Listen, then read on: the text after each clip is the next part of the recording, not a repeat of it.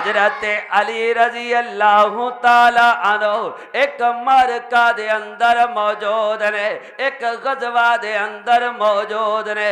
मद्दे मुकाबल दे नाल लड़ाई हुई है, मद्दे मुकाबल नो बिछा दिता है, मद्दे मुकाबल ते वार करके कतल करन दा इरादा है।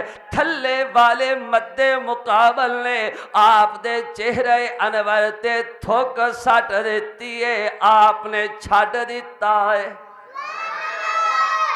वो कहंदा है ओ यार मैं तेरे मुंह ते थुक सुट्टीए, तू मैनू बिछाई खलार सी, मैं काफर सी, तू मुसलमान सी, तू मैनू कतल कर देंदा, तू मैनू जिवा कर देंदा, तू छड़ दिता है। अजीब गल है।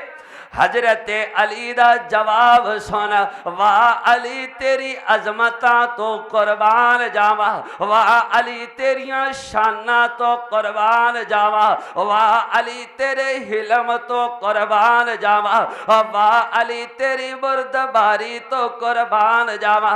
हजरत अली फरमांदे रे, ओए मैं तैनू गिराया से इसलिए मेरे दिल विच रब दी वजह तो तेरे लिए गुस्सा सीना, जिस वेले तू मेरे चेहरे ते थुक सुट्टी है, हुण मेरा भी गुस्सा शामिल हो गया है। हुण मैं नहीं चाहता तैनू ज़िबा करा, तेरा सर तन तो जुदा करा, क्योंकि मेरा भी गुस्सा शामिल हो गया है। मैं अपने गुस्से नू रोकांगा, मैं ते तैनू रब लई कतल कर रहा सी, हुण मेरा गुस्सा शामिल हो गया है, हुण मैं तैनू ज़िबा नहीं करागा।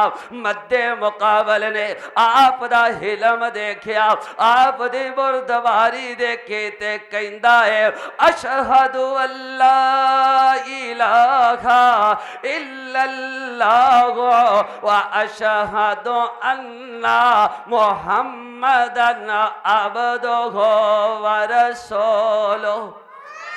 ओए अली जिदा तो गुलाम ना, ओए अली जिदा तो नौकर, हुण ओदी नौकरी विच मैं भी दाखल हो गया वां।